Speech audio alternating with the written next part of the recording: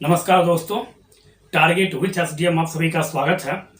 आज हम लोग फंडामेंटल राइट जो पढ़ चुके हैं उसका एमसीक्यू लेकर आए हैं। मतलब क्या उससे संबंधित किस तरह से परीक्षा में प्रश्न पूछा जा सकता है उस पर चर्चा करेंगे।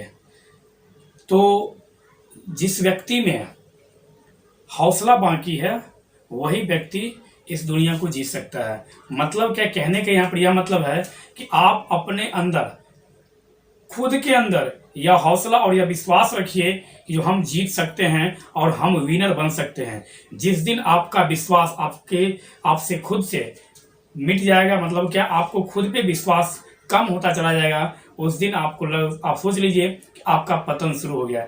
इसलिए हर एक परिस्थिति में अपने ऊपर विश्वास बना के रखिए और विश्वास को बनाए रखने के लिए लगातार आपको अभ्यास करने की जरूरत है। और इसलिए पूरा संसार आपको जब जीतना है तो आपके अंदर एक आस बाकी होना चाहिए, एक विश्वास बाकी होना चाहिए। तो आज चलते हैं हम लोग मौलिक अधिकार के एमसीक्यू पर। तो सबसे पहला क्वेश्चन यहाँ पर दिया गया। सबसे पहला क्वेश्चन, मौलिक अधिकारों का संविधान के किस भाग में उल्लेख है? मौलिक अधिकार का जो उल्लेख है वह संविधान के किस भाग में किया गया है? तो यह हम लोग पढ़ चुके हैं। मौलिक अधिकार का जो उल्लेख है, क्वेश्चन नंबर फर्स्ट है, मौलिक अधिकार का उल्लेख किस भाग में किया गया? ऑप्शन दिया हुआ है वो भाग 1, भाग 2, भाग 3, भाग 4। तो मौलिक अधिकार का जो चर्चा है वह भाग 3 में किया गया है। जब पूछे अनुच्छेद तो भाग 3 अनुच्छेद 12 से लेकर 35 तक में मौलिक अधिकार का चर्चा किया गया है। भाग 1 में क्या है? तो भाग 1 में है भारत व उसका राज्य क्षेत्र, मतलब क्या भारत जो है वह राज्यों का संघ है। भाग 2 में क्या है? तो भाग 2 में है नागरिकता। भाग 4 में क्या है? भाग 4 में है नीति निर्देशक तत्व। नीति निर्देशक तत्व जो है जिसको हम लोग डीपीएसपी बोलते हैं, DPSP directive principles of state policy, यह भारत के संविधान में भाग 4 में इसका चर्चा किया गया है। और यह लिया कहाँ से गया है? तो यह लिया गया है आयरलैंड के संविधान से। आयरलैंड के संविधान से डीपीएसपी मतलब क्या नीति निर्देशक तत्व लिया गया है। तो पहला क्वेश्चन का आंसर क्या होगा सही? भाग 3। दूसरा क्वेश्चन है, कौन सा अधिकार मौलिक अधिकार नहीं है? तो ऑप्शन नंबर फर्स्ट दिया हुआ है भाषण व अभिव्यक्ति की स्वतंत्रता, यह मौलिक अधिकार है अनुच्छेद 19(1) के एक के अंतर्गत। अनुच्छेद 19(1) के एक के अंतर्गत भाषण व अभिव्यक्ति मतलब freedom of speech and expression का अधिकार। ऑप्शन नंबर सेकंड है संगठन बनाने की स्वतंत्रता। 19(1) का सी के अंतर्गत संगठन बनाने की स्वतंत्रता आपके पास है।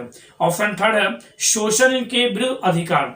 तो शोषण के विरुद्ध जो अधिकार है फंडामेंटल राइट में हम लोग पढ़ चुके हैं, आर्टिकल 23 से लेकर आर्टिकल 24 तक शोषण के विरुद्ध अधिकार बतलाया गया। और ऑप्शन नंबर 4 है पुरुषों एवं स्त्रियों को समान काम के लिए समान वेतन देना। तो इसका राइट आंसर होगा ऑप्शन 4। क्या? तो क्वेश्चन पूछ रहा था कि निम्न से कौन फंडामेंटल राइट नहीं है? तो ऊपर जो 3 हम लोग पढ़े वह तीनों फंडामेंटल राइट है, लेकिन समान काम के लिए समान वेतन देना यह फंडामेंटल राइट ना होकर इसका चर्चा डीपीएसपी में किया गया है, directive principles of state policy में किया गया है। और directive principles of state policy में कहाँ किया गया है? तो आर्टिकल 39 में इस चीज का चर्चा किया गया है। और क्वेश्चन नंबर थर्ड, संघ या संगठन बनाना किस प्रकार का मौलिक अधिकार है? संघ या संगठन बनाना किस प्रकार का मौलिक अधिकार है? ऑप्शन सुन लीजिए। ऑप्शन पहला है क्षमता का अधिकार, ऑप्शन सेकंड है धार्मिक स्वतंत्रता का अधिकार, ऑप्शन थर्ड है शोषण के विरुद्ध अधिकार और ऑप्शन फोर्थ है स्वतंत्रता का अधिकार। तो ऑप्शन फर्स्ट क्या बोल रहा है? क्षमता का अधिकार। क्षमता का अधिकार, ऑप्शन फर्स्ट क्षमता का अधिकार। क्षमता का अधिकार का जो चर्चा किया गया है भारतीय संविधान में अनुच्छेद 14 से लेकर 18 तक किया गया है। 14 में यह है कानून के समझ क्षमता का अधिकार। 15 में धर्म, जाति, लिंग, जन्मस्थान, मूल स्थान के आधार पर भेदभाव नहीं कर सकते हैं।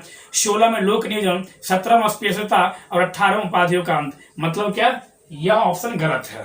इस क्वेश्चन के अनुसार पूछ क्या रहा है? संगठन बनाने की स्वतंत्रता किस प्रकार का मौलिक अधिकार है? पहला ऑप्शन गलत हो गया। दूसरा ऑप्शन है धार्मिक स्वतंत्रता का अधिकार। धार्मिक स्वतंत्रता का जो अधिकार है उसका उल्लेख भारतीय संविधान में 25 से लेकर 28 तक में दिया गया है। धार्मिक स्वतंत्रता का अधिकार जिसके अंतर्गत यह बोला गया है कि अंतःकरण धर्म का प्रचार प्रसार आप कर सकते हैं। 26 में बोला गया उसका आप स्थापना कर सकते हैं, प्रबंधन कर सकते हैं, वह उसका वैधानिक रूप से उपयोग कर सकते हैं। 27 बोला कि किसी भी प्रकार का सरकार किसी एक धर्म को बढ़ाने के लिए टैक्स नहीं लगा सकता है। और 28 बोला है कि किसी भी शैक्षणिक संस्थानों मतलब सरकार से पूर्णतः पोषित शिक्षण संस्थानों में यदि उसकी स्थापना धार्मिक शिक्षा देने के उद्देश्य से नहीं की गई है तो उसमें किसी को धार्मिक शिक्षा देने के लिए बाध्य नहीं किया जाएगा। तो ऑप्शन नंबर सेकंड भी गलत हो गया। ऑप्शन नंबर थर्ड है इसमें शोषण के विरुद्ध अधिकार। शोषण के विरुद्ध अधिकार तो हम लोग देख अनुच्छेद 23 से 24 में शोषण के विरुद्ध अधिकार है, वह भी नहीं हुआ। ऑप्शन फोर्थ है स्वतंत्रता का अधिकार, right to freedom. Right to freedom का जो उल्लेख है वह भारतीय संविधान में अनुच्छेद 19 से लेकर 22 तक में किया गया है। और अनुच्छेद 19 के 1 का सी यह बोलता है कि आप संघ या संगठन बना सकते हैं। तो इसका राइट आंसर कौन होगा? Option number 4। नेक्स्ट क्वेश्चन है आपका, किस संशोधन द्वारा नागरिकों के मौलिक अधिकारों में से संपत्ति के अधिकार को हटाकर कानूनी अधिकार बना दिया गया है? किस अमेंडमेंट के तहत संपत्ति के अधिकार को मूल अधिकार से बाहर करके वैधानिक या कानूनी अधिकार बना दिया गया? ऑप्शन फर्स्ट उसका सुनिए, आर्टिकल किस संशोधन द्वारा पूछ रहा है तो पहला ऑप्शन वो दिया हुआ है 25वां संविधान संशोधन। 25वां संविधान संशोधन 1971 में हुआ था, जिसके तहत संपत्ति के अधिकार में कुछ कटौती किया गया। और 25वां संविधान संशोधन के तहत आर्टिकल 31 सब क्लोज सी मतलब क्या 31 का सी जोड़ा गया था 25वां संविधान संशोधन के तहत। ऑप्शन नंबर सेकंड है 46वां संविधान संशोधन। तो 46वां संविधान संशोधन उतना महत्वपूर्ण संशोधन नहीं है, इसमें समान दर से कटौती किया गया था। और उसके बाद ऑप्शन नंबर थर्ड है 44 अमेंडमेंट। 44 अमेंडमेंट जो 44वां संविधान संशोधन 1978 में जनता पार्टी की सरकार के द्वारा किया गया, उस समय देश के प्रधानमंत्री मोरारजी देसाई 44वां संविधान संशोधन के समय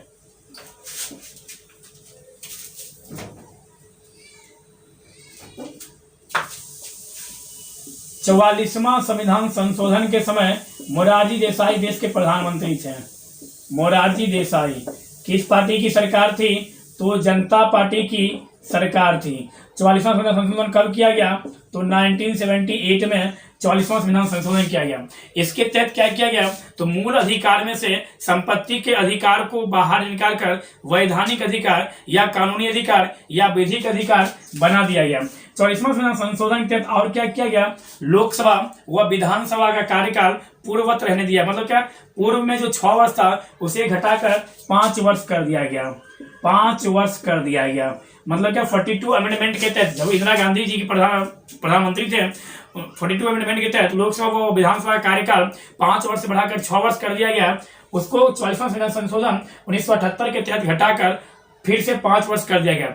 दूसरी बात जो महत्वपूर्ण है, 44वां संविधान संशोधन के तहत आपातकाल लगाने के लिए जो आंतरिक अशांति शब्द का प्रयोग किया गया उसे हटाकर सशस्त्र विद्रोह, सशस्त्र विद्रोह एक शब्द जोड़ा गया, जिसके आधार पर यह बोला गया कि राष्ट्रीय आपातकाल लगाया जा सकता है। पहले था इंटरनल मतलब कि आंतरिक अशांति, लेकिन उस 44वां संविधान संशोधन के तहत सशस्त्र विद्रोह शब्द जोड़ा गया। तीसरी बात, 44वां संविधान संशोधन के तहत राष्ट्रपति, उपराष्ट्रपति, प्रधानमंत्री के निर्वाचन से संबंधित जो विवाद होगा उससे सर्वोच्च न्यायालय उस विवाद में हस्तक्षेप कर सकता है। 42 अमेंडमेंट के तहत सर्वोच्च न्यायालय के और हाईकोर्ट का जो कुछ अधिकारिता क्षेत्र है उसे छीन लिया गया था, लेकिन 44वां संविधान संशोधन के तहत उस प्रकार के अधिकार को पुनः सर्वोच्च न्यायालय को दे दिया गया। तो यह था 44वां संविधान संशोधन।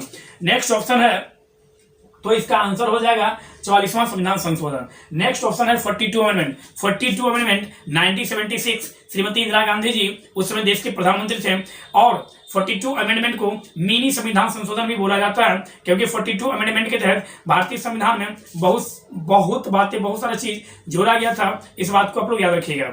अब देखते हैं वो नेक्स्ट क्वेश्चन।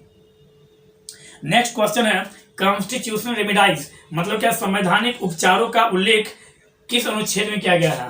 संवैधानिक उपचारों का उल्लेख भारतीय संविधान के किस अनुच्छेद में किया गया है?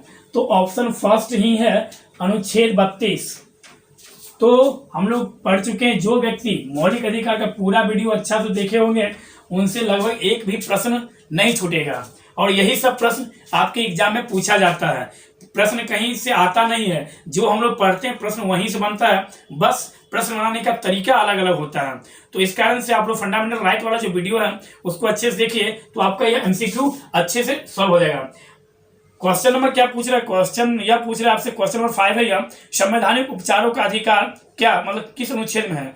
तो ऑप्शन फर्स्ट दिए हुए है यह आर्टिकल 32, आर्टिकल 32। तो हम लोग देख चुके हैं संवैधानिक उपचारों का अधिकार मतलब क्या, जो मानव को जो मूल अधिकार दिया गया है उसका गारंटी देने का कार्य कौन करता है, तो अनुच्छेद 32। अनुच्छेद 32 के तहत यह बोला गया है कि यदि मौलिक अधिकार, यदि फंडामेंटल राइट का, जनता के फंडामेंटल राइट का यदि हनन होता है तो उसे लेकर जनता डायरेक्ट आर्टिकल 32 के तहत सुप्रीम कोर्ट शिकायत दर्ज कर सकता है। और अनुच्छेद 32 के तहत ही सुप्रीम कोर्ट के पास 5 प्रकार का रीट जारी करने का अधिकार है। बंदी, प्रत्यक्षीकरण, परमादेश, प्रतिषेध, उत्प्रेषण और अधिकार परीक्षा। यह 5 प्रकार का रीट आर्टिकल 32 के तहत सुप्रीम कोर्ट जारी कर सकता है। उसके बाद क्या है, अनुच्छेद 32 को ही डॉक्टर भीमराव अंबेडकर जी के द्वारा, संवैधानिक उपचारों के अधिकार को ही डॉक्टर भीमराव अंबेडकर जी द्वारा संविधान का आत्मा भी कहा गया। इस बात को भी हम लोग याद रखेंगे। सेकेंड ऑप्शन इसी में दे रहा है आर्टिकल 31, सेकेंड ऑप्शन। तो इसका राइट आंसर कौन होगा, ऑप्शन नंबर फर्स्ट, आर्टिकल 32 को संवैधानिक उपचारों का अधिकार कहा जाता है। सेकेंड ऑप्शन है आर्टिकल 31। तो आर्टिकल 31 को 44 अमेंडमेंट 1978 के द्वारा निरसित कर दिया गया। मतलब क्या, इसमें जो संपत्ति का अधिकार, जो मूल अधिकार था, इसे समाप्त करके विधिक अधिकार या कानूनी अधिकार या वैधानिक अधिकार बना दिया गया। ऑप्शन थर्ड है आर्टिकल 29, आर्टिकल 29 और 30। इसमें क्या दिया हुआ है, तो अल्पसंख्यकों से शिक्षा व संस्कृति। तो अनुच्छेद 29 यहाँ दिया, तो अनुच्छेद 29 यह बोल रहा है संस्कृति, लिपि व भाषा का संरक्षण। मतलब क्या, जो विशेष प्रकार का जो समूह है उसका अपना संस्कृति, लिपि और भाषा का वह संरक्षण कर सकता है, उसमें कोई हस्तक्षेप नहीं कर सकता। यदि कोई उल्लंघन करता है तो वह उसका फंडामेंटल राइट का हनन कर रहा है। फोर्थ ऑप्शन है यहाँ पर आर्टिकल 14, मतलब क्या 14, अनुच्छेद 14 बोला गया। अनुच्छेद 14 में 2 प्रकार की समानता है, कानून के समक्ष समता का अधिकार और विधियों का समान संरक्षण। तो यह बोला अनुच्छेद 14। तो इस प्रकार के क्वेश्चन का आंसर कौन सा होगा, आर्टिकल 32। क्वेश्चन नंबर 6 देखिए अब आप लोग। क्वेश्चन नंबर 6 बोला है भारत में मौलिक अधिकारों की रक्षा कौन करता है। तो भारत में मौलिक अधिकारों की जो रक्षा है, गारंटी देने का कार्य सुप्रीम कोर्ट द्वारा किया जाता है। भारत में फंडामेंटल राइट का रक्षक कौन है या फंडामेंटल राइट का व्याख्या कौन करता है, तो वह करता है सुप्रीम कोर्ट। समय समय पर सुप्रीम कोर्ट नए नए विवाद हो गया, जैसे केशवानंद भारती विवाद हो या गोरखनाथ विवाद हो, तो इन सब विवादों में सुप्रीम कोर्ट द्वारा फंडामेंटल राइट का विस्तार पूर्वक व्याख्या किया गया। तो गारंटी देने का काम या फंडामेंटल राइट का रक्षक कौन है, तो वह है सर्वोच्च न्यायालय। इसका ऑप्शन फर्स्ट है विधानसभा, तो विधानसभा नहीं होगा। ऑप्शन इसका सेकेंड है संसद, वह भी नहीं होगा। ऑप्शन थर्ड लोकसभा, वह भी नहीं। ऑप्शन फोर्थ सर्वोच्च न्यायालय, तो यह बात सर्वोच्च न्यायालय होगा। क्वेश्चन नंबर आप 8 देखिए, यहाँ पर यह बोल रहा है कौन सा मूल अधिकार नहीं है।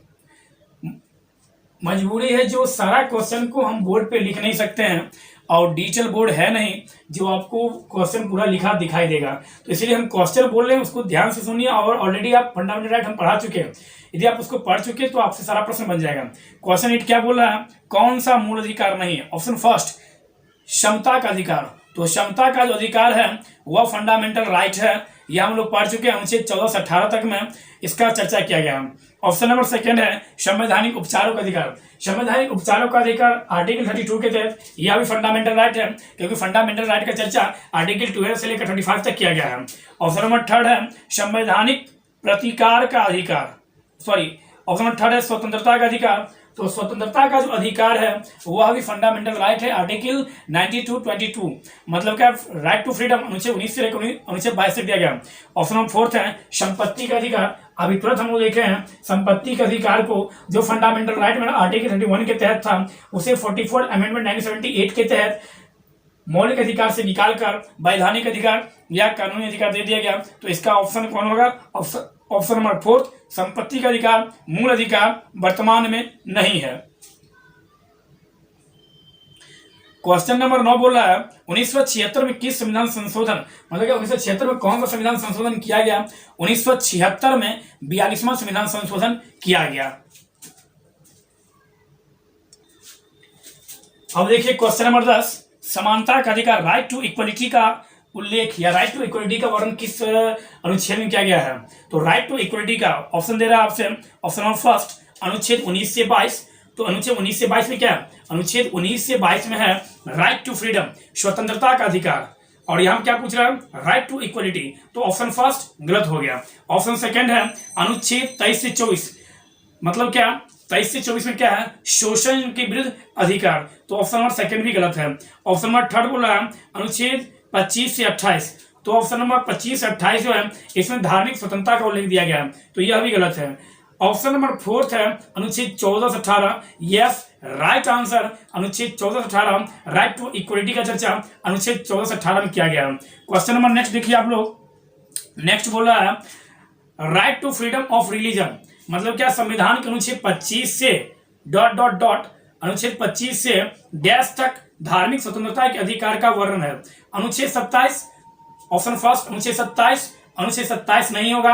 अनुच्छेद 27 में है कि किसी भी प्रकार का यदि धर्म के अर्जन के लिए कोई व्यक्ति यदि धन इकट्ठा करता है और किसी भी धर्म को, किसी भी एक धर्म को बढ़ावा देने के लिए सरकार उस धर्म को बढ़ाने के लिए सभी व्यक्तियों, सभी नागरिकों से टैक्स नहीं ले सकती। अनुच्छेद 28, ऑप्शन नंबर सेकंड अनुच्छेद 28। अनुच्छेद 28 में यह बोला गया है कि किसी भी शिक्षण संस्थान जो राज्य के द्वारा पूर्णतः पोषित होगा उसमें किसी भी धार्मिक शिक्षा को देने के लिए बाध्य नहीं किया जाएगा।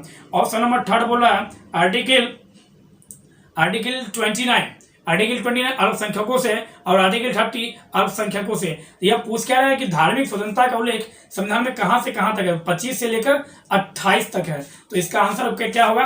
राइट आंसर इसका option number third, article 25 to article 28 तक में धार्मिक स्वतंत्रता का चर्चा किया गया है।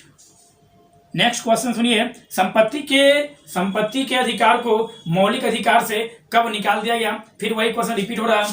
तो संपत्ति के अधिकार को मौलिक अधिकार से 44 अमेंडमेंट 1978 के तहत निकाल दिया है। इसमें वही है, इसमें ऑप्शन दिया है 1976 42वां संशोधन, गलत ऑप्शन है फर्स्ट। दूसरा ऑप्शन है 1978 42 अमेंडमेंट, यह भी गलत है क्योंकि 42वां संशोधन 1976 में हुआ था। तीसरा ऑप्शन है इसमें 1973 44वां संविधान संशोधन, यह ऑप्शन ही गलत है क्योंकि 44वां संविधान संशोधन 1978 में हुआ। और चौथा ऑप्शन है 44वां संविधान संशोधन 1978 के तहत, तो यह इसका राइट आंसर है। नेक्स्ट क्वेश्चन यहाँ पर बोल रहा है भारतीय संविधान के अनुच्छेद 25 का संबंध किससे है? भारतीय संविधान के अनुच्छेद 25 आर्टिकल 25 उसका संबंध किससे है? तो ऑप्शन फर्स्ट दे रहा है यहाँ पर वह समानता का अधिकार। तो समानता का अधिकार right to equality article 14 to 80, मतलब क्या अनुच्छेद 14 से लेकर 18 तक में राइट टू इक्वलिटी का चर्चा किया है। तो ऑप्शन फर्स्ट गलत हो गया। ऑप्शन सेकंड बोल रहा है अल्पसंख्यकों के अधिकारों से संबंधित। वास्तव में इंडियन कॉन्स्टिट्यूशन में कहीं पर भी अल्पसंख्यक को डिफाइन नहीं किया गया है, लेकिन यहाँ पर अधिकार बोल रहा है तो अनुच्छेद 25 से अनुच्छेद 29-30 में उससे संबंधित जो अधिकार वह दिया गया है। तो यह ऑप्शन भी गलत हो गया। ऑप्शन नंबर थर्ड बोला है संपत्ति का अधिकार। संपत्ति का अधिकार तो फंडामेंटल राइट है ही नहीं सबसे पहली बार, तो ऑप्शन थर्ड भी गलत। ऑप्शन फोर्थ क्या बोल रहा है? धार्मिक स्वतंत्रता का अधिकार, यस राइट आंसर। धार्मिक स्वतंत्रता का अधिकार अनुच्छेद 35 दिया है। अंतःकरण धर्म का प्रचार प्रसार करने, धर्म के अनुरूप आचरण करने और धर्म को मानने की स्वतंत्रता प्रत्येक मानव को, प्रत्येक व्यक्ति को दिया गया है आर्टिकल 25 के तहत। तो यह इसका राइट आंसर होगा। धार्मिक स्वतंत्रता का अधिकार किसमें है? तो अनुच्छेद 25 में। नेक्स्ट क्वेश्चन यहाँ पर बोल रहा है मौलिक अधिकारों के अंतर्गत कौन सा अनुच्छेद, मौलिक अधिकारों के अंतर्गत कौन सा अनुच्छेद बच्चों के शोषण से संबंधित है? बच्चों के शोषण से ऑप्शन दे रहा है, ऑप्शन फर्स्ट आर्टिकल 19। तो अनुच्छेद 19(1) के तहत कुल 7 प्रकार का राइट था, लेकिन 44 अमेंडमेंट 1978 के तहत संपत्ति के अधिकार को निकाल दिया गया। तो वर्तमान में कुल 6 प्रकार का राइट है आर्टिकल 19(1) के तहत। और अनुच्छेद 19(2) से लेकर अनुच्छेद 19(6) तक इन स्वतंत्रताओं पर प्रतिबंध भी लगाया गया है, यह भी हमें याद रखना है। ऑप्शन सेकंड बोल रहा है अनुच्छेद 22 में गिरफ्तारी के 2 सीधी में संरक्षण। अनुच्छेद बोल रहा है उसके बाद 25, अनुच्छेद 25 में जो है वह विकल्प हम लोग बोले हैं धार्मिक स्वतंत्रता का, तो इसका राइट आंसर होगा आर्टिकल 24 ऑप्शन नंबर 4। अनुच्छेद 24 के अंतर्गत ऑप्शन के अनुसार शोषण के विरुद्ध जो अधिकार है वो है। यदि ऑप्शन में 23-24 तो राइट आंसर 23-24 दोनों होगा। नेक्स्ट क्वेश्चन यहाँ बोल रहा है भारतीय संविधान में अस्पृश्यता का उल्लेख किस अनुच्छेद में किया गया है? भारतीय संविधान के किस अनुच्छेद में अस्पृश्यता मतलब क्या छुआछूत का उल्लेख किया गया है? तो अनुच्छेद ऑप्शन दे रहा है या अनुच्छेद 15 तो होगा नहीं, धार्मिक स्वतंत्रता है, सॉरी 15 क्या है? धर्म, जाति, लिंग, जन्मस्थान, मूल स्थान के आधार पर भेदभाव नहीं कर सकते हैं। 15(6) के अंतर्गत ही EWS को 10% शैक्षणिक संस्थानों में आरक्षण दिया गया। 103 एक्ट के मतलब क्या 103 संविधान संशोधन अधिनियम के तहत। और कौन सा संविधान संशोधन था? तो 124 संविधान संशोधन के तहत। और अनुच्छेद 15(5) के तहत यह कहा गया कि हायर एजुकेशन में भी आरक्षण दिया जाएगा, जैसे IIT, एम्स, IIM, इस प्रकार के कॉलेज, इस प्रकार के उच्च संस्थानों में भी आरक्षण का प्रावधान किया जाएगा।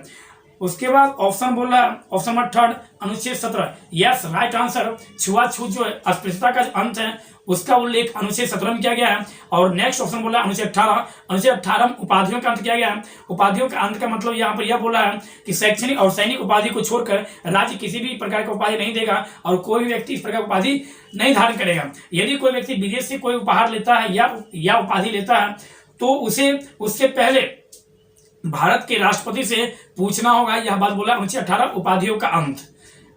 नेक्स्ट बोला है भारतीय नागरिकों को प्रदान किए गए मूल अधिकार क्या निलंबित किए जा सकते हैं? तो मेरा आंसर होगा यस, निलंबित किए जा सकते हैं। आपको पता होगा जब नेशनल इमरजेंसी की घोषणा की जाती है तो आर्टिकल 20 और 21 को छोड़कर सभी फंडामेंटल राइट स्वतः ही निलंबित हो जाते हैं। तो क्या निलंबित किए जा सकते हैं? तो यस, मेरा आंसर होगा यस, निलंबित किए जा सकते हैं। नेक्स्ट क्वेश्चन है भारत के संविधान में मौलिक अधिकार का उल्लेख जो है वह किस भाग में किया गया है? तो भारत के संविधान में मौलिक अधिकार का जो उल्लेख है उसका वर्णन भाग 3 में किया गया है। अब हम देखते हैं नेक्स्ट प्रश्न क्या है। नेक्स्ट प्रश्न बोला यहाँ पर भारत के नागरिकों के मौलिक अधिकारों का वर्णन, भारत के नागरिकों के मौलिक अधिकारों का वर्णन कहां से कहां तक किया गया? ऑप्शन फर्स्ट क्या दे रहा है अनुच्छेद 16 से लेकर 40 तक, तो यह ऑप्शन गलत है। ऑप्शन सेकंड दे रहा है अनुच्छेद 15 से लेकर 39 तक, यह ऑप्शन भी गलत है। ऑप्शन थर्ड दे रहा है अनुच्छेद 12 से लेकर 35 तक, तो यस राइट आंसर अनुच्छेद 12 से लेकर 35 तक में फंडामेंटल राइट का चर्चा किया गया। किस भाग में जब पूछा था इससे पहले? तो भाग 3 में। अनुच्छेद में कहां से कहां तक? तो अनुच्छेद में 12 से लेकर 35 तक में FR मतलब क्या फंडामेंटल राइट का चर्चा किया गया। किस भाग में? भाग 3 में। कहां से लिया गया है? अमेरिका के संविधान से लिया गया है। अमेरिका के राष्ट्रपति डोनाल्ड ट्रंप हैं, यह भी हम लोग को याद रखना है। ठीक, उसके बाद नेक्स्ट हम लोग नेक्स्ट क्वेश्चन बोल रहा है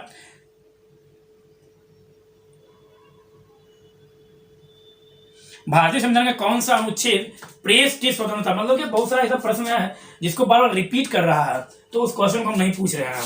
क्वेश्चन बोला यहाँ पर भारतीय संविधान का कौन सा अनुच्छेद प्रेस की स्वतंत्रता को आश्वासित करती है, मतलब कि प्रेस की स्वतंत्रता का चर्चा किया गया। ऑप्शन फर्स्ट है आर्टिकल 6 मतलब 16, अनुच्छेद 16 के तहत प्रेस का कोई चर्चा ही नहीं है। अनुच्छेद 16 तक लोक नियम मतलब नौकरियों में आरक्षण से संबंधित प्रावधान किया गया है।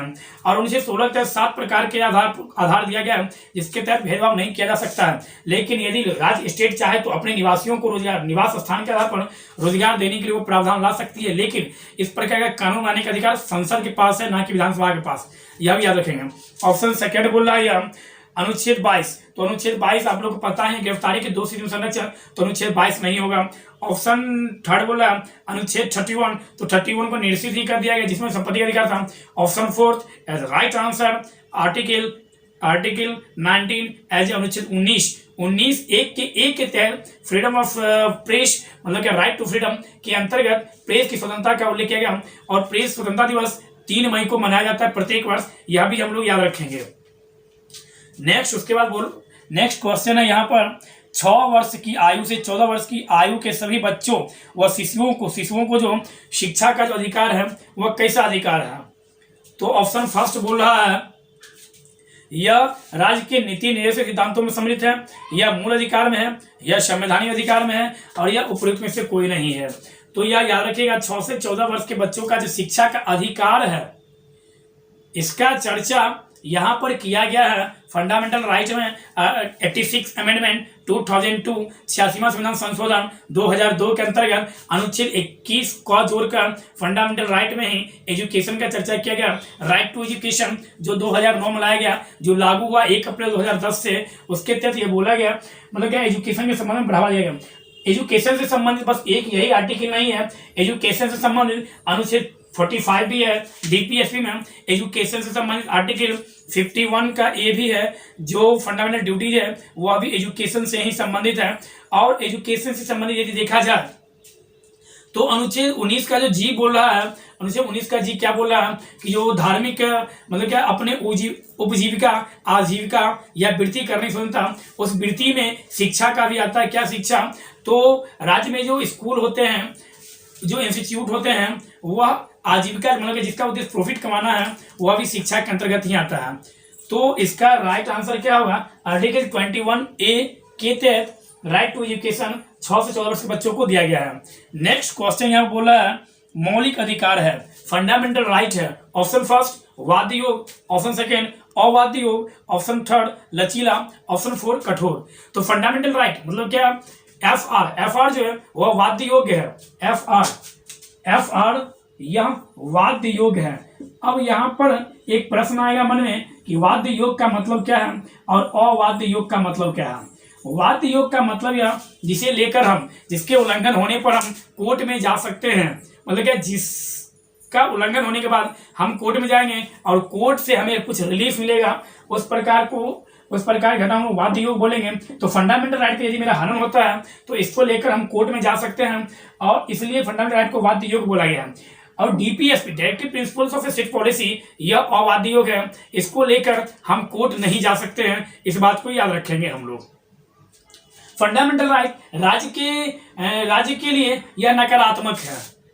नेक्स्ट क्वेश्चन पूछ रहा है यहाँ पर जोखिम भरे उद्योगों में बाल श्रम का उपयोग निषिद्ध किया गया है, वह किस अनुच्छेद में किया गया है? तो यह याद रखिएगा जोखिम भरे कम, ऑप्शन दिया अनुच्छेद 19, तो अनुच्छेद 19 नहीं होगा, अनुच्छेद 16 यह भी नहीं है। Option number third right answer article 24 के तहत यह बोला गया है कि 14 वर्ष से कम आयु के बच्चों को कारखाना, खान या जोखिम भरे वर्क नहीं करवाया जा सकता है, यह भी अनुच्छेद 24 में बोला गया है। नेक्स्ट क्वेश्चन देखिए, भारत में नागरिकों के मौलिक अधिकारों में कौन संशोधन कर सकता है? तो भारत में नागरिकों के मौलिक अधिकारों में फंडामेंटल राइट में संशोधन करने का अधिकार विधानमंडल को नहीं है, एक मात्र अधिकार है पार्लियामेंट के पास, मतलब क्या संसद के पास। संसद से आप लोग याद रखिएगा, संसद से याद रखिएगा संसद का गठन अनुच्छेद 79 का क्या होता है और संसद का गठन अनुच्छेद 79। तो 79 सोना का एटॉमिक नंबर, सोना का परमाणु संख्या कितना होता है? 78। सोना का एटॉमिक नंबर कितना होता है? तो 78। यह देखिए सोना का लैटिन नाम और होता है कार्बोरेट और सिल्वराइट, वह जो है यह सोना का अयस्क है, यह भी हम लोग याद रखेंगे। संसद में कौन कौन शामिल होता है? तो RS plus LS plus president, इनको मिलाकर संसद बनता है। राष्ट्रपति लोकसभा और राज्यसभा को मिलाकर क्या? तो संसद का चर्चा किया गया, यह याद रखेंगे हम लोग। नेक्स्ट क्वेश्चन बोल रहा है यहाँ पर, अब उसको देखते हैं हम लोग कि नेक्स्ट प्रश्न क्या बोल रहा है।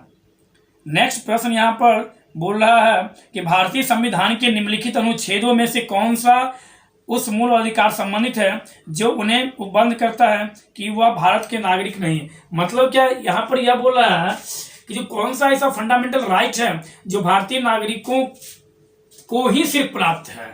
तो याद रखिएगा, आप लोग उंगली पर काउंट कर लीजिए, 15, 16, 19, 29, 30 या 5 फंडामेंटल राइट, 15, 16, 19, 29, 30 या 5 प्रकार का फंडामेंटल राइट जो है यह सिर्फ और सिर्फ इंडियन सिटीजन को ही प्राप्त है, या फॉरेनर को या विदेशी को प्राप्त नहीं है। इसके अलावा और जो फंडामेंटल राइट है वह दोनों को, भारतीय नागरिकों के साथ साथ विदेशी नागरिक जो यहाँ रहते हैं उन्हें भी प्राप्त है, यह बात को याद रखेंगे।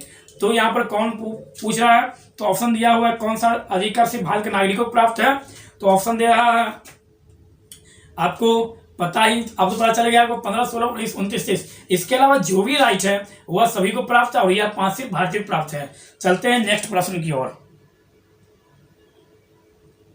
नेक्स्ट प्रश्न पूछ रहा है, किस प्रधानमंत्री के कार्यकाल में संपत्ति के अधिकार को भारत के संविधान में मौलिक अधिकार की सूची में निरूपित किया गया?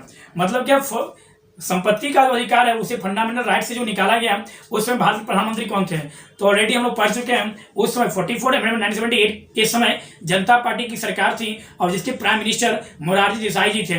तो 44 अमेंडमेंट तक कौन थे? मोरारजी देसाई। तो संपत्ति के अधिकार को मौलिक अधिकार से जो निकाल दिया गया, उस समय भारत प्रधानमंत्री कौन होंगे? तो उस समय भारत के प्रधानमंत्री होंगे मोरारजी देसाई। जब पूछे किस पार्टी की सरकार थी उसमें, तो उस समय जनता पार्टी की सरकार थी। नेक्स्ट ऑप्शन दे रहा है यहाँ पर, नेक्स्ट क्वेश्चन है यहाँ पर, भारतीय संविधान का कौन सा अनुच्छेद अल्पसंख्यकों को अपनी मनपसंद शिक्षण संस्थानों को स्थापित एवं संचालित करने के अधिकार को संरक्षण प्रदान करता है? मतलब यहाँ पर क्वेश्चन क्या बोल रहा है, भारतीय संविधान में कौन सा ऐसा अनुच्छेद है जो अल्पसंख्यकों को अपने अनुकूल शिक्षण संस्थानों की स्थापना व उसकी प्रबंध करने की स्वतंत्रता देता है? ऑप्शन दिया हुआ, ऑप्शन फर्स्ट आर्टिकल 19 रॉन्ग, अनुच्छेद 19 तो होगा नहीं क्योंकि right to freedom. Second option है अनुच्छेद 26 में है धार्मिक संगठनों की, मतलब क्या, धार्मिक संगठनों की स्थापना, वो चैरिटेबल संगठनों की स्थापना कर सकते, यह भी नहीं है। अनुच्छेद नेक्स्ट अनुच्छेद 29, तो अनुच्छेद 29 के तहत यह बोला गया संस्कृति, लिपि व भाषा का संरक्षण। और लास्ट ऑप्शन जो है आर्टिकल 30 मतलब अनुच्छेद 30, इसका राइट आंसर वही होगा। अनुच्छेद 30 के अंतर्गत यह बोला गया है कि अल्पसंख्यक अपने अनुसार शिक्षण संस्थानों की स्थापना व प्रबंध करने की स्वतंत्रता। प्रबंधन के अंतर्गत अध्यापकों की नियुक्ति करना, पाठ्य पुस्तकों का निर्धारण करना, परीक्षा लेना, छात्रों का एडमिशन करना, यह सब उनके ऊपर निर्भर करता है। अब हम देखते हैं नेक्स्ट क्वेश्चन। नेक्स्ट क्वेश्चन है, भारतीय संविधान में कौन सा अधिकार प्रदान नहीं किया गया? ऑप्शन फर्स्ट समता का अधिकार, यस या प्राप्त है। ऑप्शन सेकंड स्वतंत्रता का अधिकार, यह भी सही है। ऑप्शन थर्ड धार्मिक स्वतंत्रता का अधिकार, यह भी सही है। ऑप्शन फोर्थ जो है यह इसका आंसर नहीं होगा। ऑप्शन फोर्थ बोल रहा है समान आवास का अधिकार। तो याद रखिएगा समान आवास का जो अधिकार है यह भारत में फंडामेंटल राइट के तहत नहीं दिया गया है। नेक्स्ट क्वेश्चन बोल रहा है फोर्थ स्टेट या चतुर्थ स्तंभ भारत में किसे बोला जाता है? फोर्थ स्टेट या चतुर्थ स्तंभ जो है वह इंडिया में प्रेस बंधु को बोला जाता है, मीडिया को बोला जाता है। नेक्स्ट क्वेश्चन देखिए क्या बोल रहा है यहाँ पर, बंदी बनाए गए व्यक्तियों के मौलिक अधिकारों की रक्षा किस अनुच्छेद के तहत है? तो गिरफ्तारी के दोषी संरक्षण अनुच्छेद आर्टिकल 22, तो इसका ऑप्शन से समझ गए अनुच्छेद 22 है। वैसे ऑप्शन में इसमें दिया हुआ है 15, 16, 17 और अनुच्छेद 22, तो राइट आंसर अनुच्छेद 22। 15 तो होगा नहीं, 16 होगा नहीं, 17 होगा नहीं, तो अनुच्छेद 22 का राइट। नेक्स्ट क्वेश्चन है यहाँ पर,